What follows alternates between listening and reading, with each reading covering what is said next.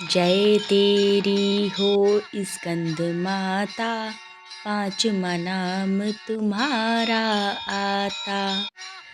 सबके मन की जाननहारी, जग जननी सबकी महतारी। नवरात्रि के 5वें दिन दुर्गा जी के 5वें स्वरूप माँ स्कंद माता की पूजा और अर्चना की जाती है। स्कंद शिव और पार्वती के दूसरे और षडानन अर्थात 6 मुख वाले पुत्र कार्तिकेय का एक नाम है। स्कंद की माँ होने के कारण ही इनका नाम स्कंद माता पड़ा। माना जाता है कि माँ दुर्गा का यह रूप अपने भक्तों की सभी मनोकामनाएं की पूर्ति करता है और उन्हें मोक्ष का मार्ग दिखाता है। माँ के इस रूप की 4 भुजाएं हैं और इन्होंने अपनी दाएं तरफ की ऊपर वाली भुजा से स्कंद अर्थात कार्तिकेय को पकड़ा हुआ है और इसी तरफ वाली निचली भुजा के हाथ में कमल का फूल है। बाईं ओर की ऊपर वाली भुजा में वन मुद्रा है और नीचे दूसरा श्वेत कमल का फूल है। सिंह इनका वाहन है क्योंकि यह सूर्यमंडल की अधिष्ठात्री देवी हैं, इसलिए इनके चारों ओर सूर्य सदृश अलौकिक तेजोमय मंडल सा दिखाई देता है। सर्वदा कमल के आसन पर स्थित रहने के कारण इन्हें पद्मासना भी कहा जाता है। पौराणिक कथाओं के अनुसार असुर तारकासुर कठोर तपस्या कर रहा था। तारकासुर की तपस्या से भगवान ब्रह्मा प्रसन्न हो गए। वरदान में तारकासुर ने अमर होने की इच्छा रखी। यह सुनकर भगवान ब्रह्मा ने उन्हें बताया कि इस धरती पर जिसने जन्म लिया है उसकी मृत्यु निश्चित है, कोई अमर नहीं हो सकता। तारकासुर निराश हो गया, जिसके बाद उसने यह वरदान मांगा कि भगवान शिव का पुत्र ही मेरा वध कर सके। तारकासुर ने सोचा कि भगवान शिव कभी विवाह नहीं करेंगे और ना ही उसका कोई पुत्र होगा। तारकासुर यह वरदान प्राप्त करने के बाद लोगों पर अत्याचार करने लगा। तंग आकर सभी देवता भगवान शिव से मदद मांगने लगे। तारकासुर का वध करने के लिए भगवान शिव ने माता पार्वती से विवाह किया। विवाह करने के बाद शिव पार्वती का पुत्र कार्तिकेय हुए। जब कार्तिकेय बड़ा हुआ तब उसने तारकासुर का वध किया। स्कंद माता को कार्तिकेय की माँ भी कहा जाता है। माँ स्कंद माता की पूजा। देवी को केले का भोग लगाएं। बुद्धि के लिए देवी स्कंद माता पर 6 इलायची चढ़ाकर सेवन करें। व्रीम स्कंद जन्नय नमः का जाप करें। उपाय मध्याह्न शुभ मुहूर्त में करें, निश्चित ही बुद्धि बल में वृद्धि होगी। माँ स्कंद माता का प्रिय पुष्प कमल के आसन पर विराजमान रहती हैं, इसी कारण इन्हें पद्मासना देवी कहा जाता है। स्कंद माता को कमल का पुष्प अति प्रिय है। दुर्गा सप्तशती का नवाध्याय। निशुंभ वध। राजा ने कहा, हे ऋषिराज, आपने रक्तबीज के वध से संबंध रखने वाला वृत्तांत मुझे सुनाया। अब मैं रक्तबीज के मरने के पश्चात क्रोध में भरे हुए शुंभ व निशुंभ ने जो कर्म किया वो सुनना चाहता हूँ। महर्षि मेधा ने कहा, रक्तबीज के मारे जाने पर शुंभ और निशुंभ को बड़ा क्रोध आया और अपनी बहुत बड़ी सेना को इस प्रकार सब नाश होते देखकर निशुंभ देवी पर आक्रमण करने के लिए दौड़ा। उसके साथ बहुत से बड़े बड़े अश्व देवी को मारने के वास्ते दौड़े और महापराक्रमी शुंभ अपनी सेना सहित चंडिका को मारने के लिए बढ़ा। वे शुंभ और निशुंभ का देवी से घोर युद्ध होने लगा और वह दोनों असुर इस प्रकार देवी पर बाण फेंकने लगे जैसे मेघों से वर्षा हो रही हो। उन दोनों के चलाए हुए बाणों को देवी ने अपने बाणों से काट डाला और अपने शस्त्रों को वर्षा से उन दोनों दैत्यों को चोट पहुंचाई।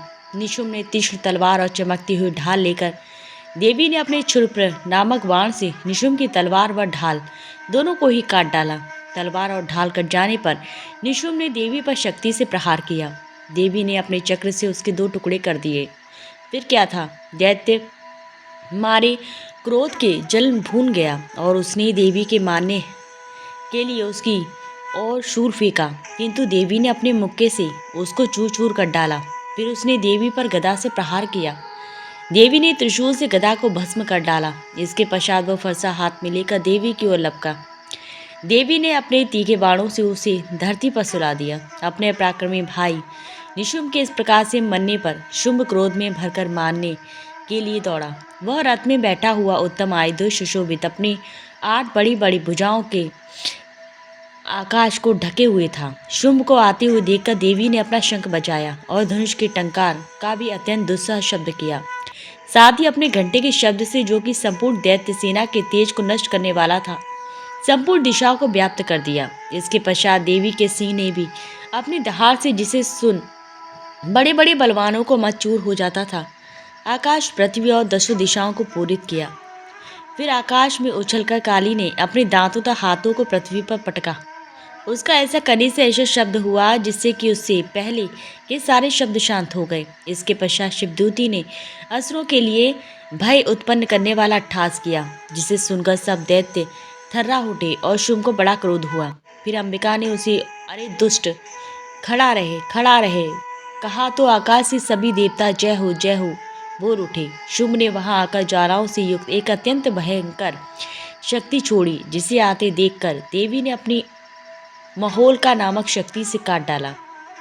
हे राजन, विश्व के सिंहनाद से तीनों लोग को व्याप्त हो गए और उसकी प्रतिनिधि से ऐसा घोष शब्द हुआ जिसने इससे पहले के सब शब्दों को जीत लिया। शुंभ के छोड़े हुए बाणों को देवी ने और देवी के छोड़े हुए बाणों को शुंभ ने अपने बाणों से काट सैकड़ों और हजार टुकड़ों में परिवर्तित कर दिए। इसके पश्चात जब चंडिका ने क्रोध में भस शुंभ को त्रिशूल से मारा तो वो मूर्छित होकर पृथ्वी पर गिर पड़ा। जब उसकी मूर्छा दूर हुई तो वह धनुष लेकर आया और अपने बाणों से उसने देवी काली तथा सिंह को घायल कर दिया। फिर उस राक्षस ने 10,000 भुजाएं धारण करके चक्र आदि आयुधों से देवी को आच्छादित कर तब भगवती कुपित होकर अपने बाणों से उन चक्रों तथा बाणों को काट डाला। यह देखकर शुंभ निशुंभ गदा लेकर चंडिका को मारने के लिए दौड़ा। उसके आते ही देवी ने तीक्ष्ण धार वाले खड़ग से उसकी गदा को काट डाला। उसने फिर त्रिशूल हाथ में लिया। देवताओं को दुखी करने वाले निशुंभ को त्रिशूल हाथ में लिए हुए आता देखकर चंडिका ने अपने शूल से उसकी छाती पर प्रहार किया और उसकी छाती को चीर डाला। शूल विदीर्ण हो जाने पर उसकी छाती में से एक उसके जैसा ही महापराक्रमी दैत्य ठहर जा कहता हुआ निकला। उसको देखकर देवी ने बड़े जोर से ठहाका लगाया। अभी वह निकलने भी नहीं पाया था कि उसके सिर अपनी तलवार से काट डाला। सिर के कटने के साथ ही वह पृथ्वी पर गिर पड़ा। तन से दहाड़ कर असुरों का भक्षण करने लगा और काली शिवदूती भी राक्षसों का रक्त पीने लगी। कौमारी की शक्ति से कितने ही महादैत्य नष्ट हो गए। ब्रह्मा जी के कमंडल के जल से कितने ही असुर समाप्त हो गए। कई दैत्य महेश्वरी के त्रिशूल से विदीर्ण होकर पृथ्वी पर गिर पड़े और कई बारही के प्रहारों से छिन्न भिन्न होकर धराशायी हो गए। वैष्णवी ने भी अपने चक्र से बड़े बड़े महापराक्रमियों का कछुमन निकाल दिया। उन्हें यमलोक भेज दिया और इंद्री से कितने ही महाबली राक्षस टुकड़ी टुकड़ी हो गए। कई दैत्य मारे गए, कई भाग गए। कितने ही काली शिवदूती और सिंह ने भक्षण कर लिए। दुर्गा सप्तशती का 10वां अध्याय। शुंभवध। महर्षि मेधा ने कहा, हे राजन, अपने प्यारे भाई को मरा हुआ तथा सेना को नष्ट हुआ देखकर क्रोध में भरकर दैत्यराज शुंभ कहने लगा, दुष्ट दुर्गे, तू अहंकार से गर्व मत कर, क्योंकि तू दूसरों के बल पर लड़ रही है। देवी ने कहा, हे दुष्ट, देख, मैं तो अकेली ही हूँ। इस संसार में मेरे सिवा दूसरा कौन है? यह सब मेरी ही शक्तियाँ हैं। देख, यह सब मुझ में ही प्रविष्ट हो रही हैं। इसके पश्चात ब्राह्मणी आदि सब देवियां उस देवी के शरीर में लीन हो गई और देवी अकेली रह गई। तब देवी ने कहा, मैं अपनी ऐश्वर्य शक्ति से अनेक रूपों में यहाँ उपस्थित हुई थी। उन सब रूपों को मैंने समेट लिया है। अब अकेली ही यहाँ खड़ी हूँ, तू भी यहीं ठहरो। महर्षि मेधा ने कहा। तब देवताओं तथा राक्षसों के देखते देखते तथा शुंभ ने भयंकर युद्ध होने लगा। अंबिका देवी ने सैकड़ों अस्त्र शस्त्र छोड़े। उधर दैत्यराज ने भी भयंकर अस्त्रों का प्रहार आरंभ कर दिया। देवी के छोड़े हुए सैकड़ों अस्त्रों को दैत्य ने अपने अस्त्रों द्वारा काट डाला। इसी प्रकार शुंभ ने जो अस्त्र छोड़े उनको देवी ने अपनी भयंकर ओंकार के द्वारा ही काट डाला। दैत्य ने जब सैकड़ों बार छोड़कर देवी को ढक लिया तो क्रोध में भरकर देवी ने अपने बाणों से उसका धनुष नष्ट कर डाला। धनुष कट जाने पर दैत्येंद्र ने शक्ति चलाई, लेकिन देवी ने उसे भी काट कर फेंक दिया। फिर दैत्येंद्र चमकती हुई ढाल लेकर देवी की ओर दौड़ा, किंतु जब वह देवी के समीप पहुंचा तो देवी ने अपने तीक्ष्ण बाणों से उसकी चमकने वाली ढाल को भी काट डाला। फिर दैत्येंद्र का घोड़ा मर गया, रथ टूट गया, साथ ही मारा गया। तब वह भयंकर मुद्दर देवी पर आक्रमण करने के लिए चला, किंतु देवी ने अपने तीक्ष्ण बाणों से उसके मुद्दर को भी काट दिया। इस पर दैत्य ने क्रोध में भरकर देवी की छाती में बड़े जोर से एक मुक्का मारा, तो देवी ने नहीं, उसकी छाती में जोर से एक थप्पड़ मारा। थप्पड़ खाकर पहले तो देवी पृथ्वी पर गिर पड़ा, किंतु तुरंत ही वह उठ खड़ा हुआ। फिर वह देवी को पकड़कर आकाश की ओर उछला और वहां जाकर दोनों में युद्ध ऋषियों तथा देवताओं को आश्चर्य में डालने वाला था। देवी आकाश में दैत्य के साथ बहुत देर तक युद्ध करती रही।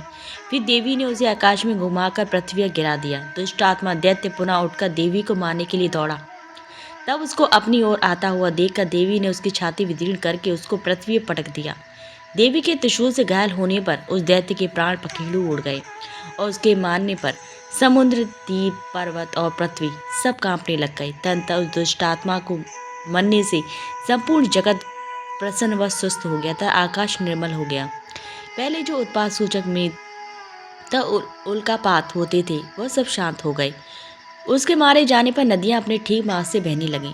संपूर्ण देवताओं का हृदय हर्ष से भर गया और गंधर्व सुंदर गान गाने लगे। गंधर्व बाजे बजाने लगे और अप्सराएं नाचने लगी। पवित्र वायु बहने लगी। सूर्य की कांति स्वच्छ हो गई। यज्ञशालाओं की बुझी हुई अग्नि अपने आप प्रज्वलित हो उठी तथा चारों दिशाओं में शांति फैल गई। बोलो प्रेम से जय माता की।